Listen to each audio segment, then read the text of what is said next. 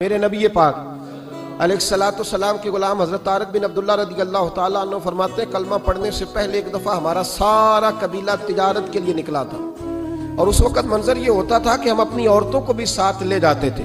6 مہینے سفر کرنا ہوتا تھا، اونٹ گھوڑے ہم بیچا کرتے تھے، عورتیں بھی ساتھ رہتی، کھاتے بھی پکاتے بھی۔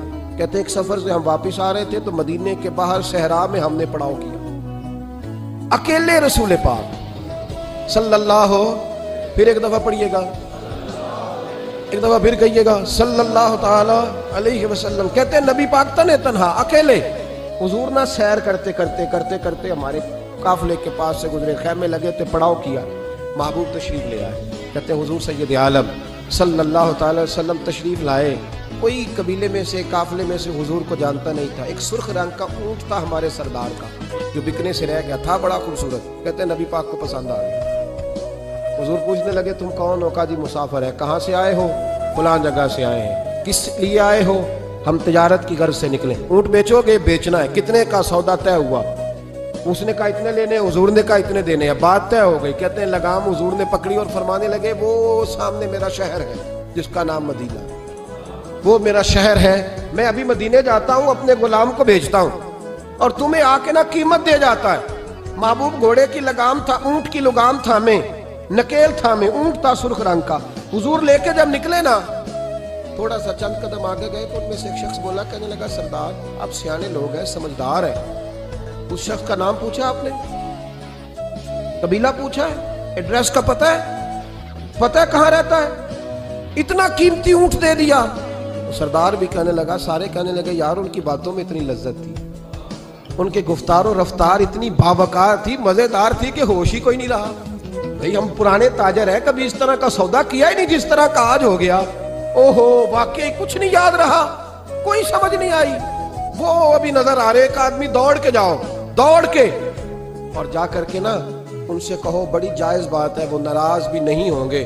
ان سے ایک شخص کہو کہ بھئی اونٹ دے جاؤ، پیسے لے آنا اور اپنا مال لے جانا، دوڑ کے جاؤ۔ ایک شخص دوڑنے لگا تو سردار کی بیوی خیمے کے اندر تھی، پردے کے پیچھے سے بولی، کہنے لگی خبردار کوئی پیچھے نہ جائے، اگر پیسے مل گئے تو ٹھیک ہے، نہ ملے تو میں دے دوں گی، کوئی پیچھے نہ، کوئی نہ جائے پیچھے۔ سردار کہنے لگا تو جانتی ہے؟ کہنے لگی نہیں۔ کہا گارنٹی کیوں دے رہی ہے؟ تو کہنے لگی تم نے ان کا چہرہ نہیں دیکھا؟ تم تو سودے کر رہے تھے، میں پردے کے پیچھے سے دیکھ رہی تھی۔ پیر مہر علی شاہ صاحب کو کسی نے کہا تھا نبی پاک کا حلیہ بیان کرے، بتائیں حضور کے کان مبارک کیسے تھے، آنکھیں کیسی تھی، ناک مبارک کیسی تھی، بینی مبارک کیسی تھی۔ تو پیر مہر علی شاہ صاحب کہنے لگے کوئی مثل نہیں ڈھولن دی، کہنے لگے مجھ سے نہیں بیان ہوتا حضور کا حلیہ، کوئی مثل نہیں ڈھولن دی، تو چپ کر مہر علی، ایتھے جا نہیں بولن دی، میں بس کر، تو بیان کر سکتا ہے؟ اتنی طاقت۔ اعلیٰ حضرت نے کہا لم یاتی نذیرک فی ناظر مثلے تو نشد، پیدا جانا۔ کہا حضور مثال تو تب آپ کی بنے گی نا، کوئی آپ کی طرح کا پیدا تو ہوگا، تب بھی مثال بنے گی، تو جب ہوا ہی نہیں تو مثال کیسے بنے گی؟ کہنے لگی کوئی نہ جائے، نہ پیسے آئے تو میں دے دوں گی۔ میں تو پردے کے پیچھے سے دیکھ رہی تھی، ان کے چہرے کا وقار دیکھا، ان کی آنکھوں کی روشنی دیکھی، ان کے لفظوں کا حسن دیکھا۔ تم 50 باتیں کرتے تھے، وہ ایک جواب دیتے اور گنے چنے لفظ بولتے تھے، ان کی سادگی کا وقار دیکھا۔ جانے دو، نہ پیسے آئے تو میں دوں گی۔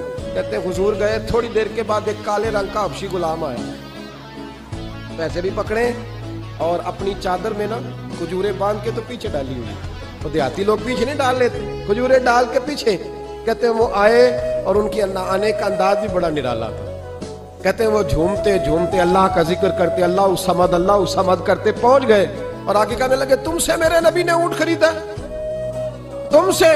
کہا ہم سے خریدا ہے۔ کہنے لگے یہ تمہارے پیسے؟ اور پھر چادر کھول کے صحرا پہ بچھا دی، کہنے لگے یہ تمہارے پیسے اور کھجورے کھاؤ، میرے نبی نے تحفہ بھیجا ہے، کھاؤ، حضور نے تحفہ بھیجا ہے۔ تو وہ سردار کی بیوی اونٹ ہٹا کے کہنے لگی اور کالے رنگ کے حبشی غلام انہیں کھجورے کھلا اور مجھے اس عزت والی ماں کا نام بتا جس کے گھر میں ایسا لال پیدا ہوا، انہیں کھجورے کھلا، اور مجھے اس عظمت والے باپ کا نام بتا جس کے گھر میں ایسا پھول کھلا ہے، وہ قبیلہ تو بتا تو صحیح، وہ کون تھے؟ 2 گھڑیاں رکے ہیں پر خوشبو ہی پھیل گئی ہے، رنگ ہی بدل گیا، تار کوئی مثل نہ ڈھولن دی، تو چپ کر مہر علی، ایتھے جہاں نہیں ہو بولن دی۔ حضرت طارق بن عبداللہ کہتے ہیں جناب بلال فرمانے لگے وہی تو اللہ کے آخری رسول ہیں، وہی تو خاتم المرسلین ہیں، وہی تو ہیں جنہیں اللہ نے ساری انسانیت کے لیے نمونہ عمل بنایا۔ کہتے ہیں ہم اونٹ بیچنے گئے تھے پر سارے کا سارا قبیلہ ہی مسلمان ہو گیا۔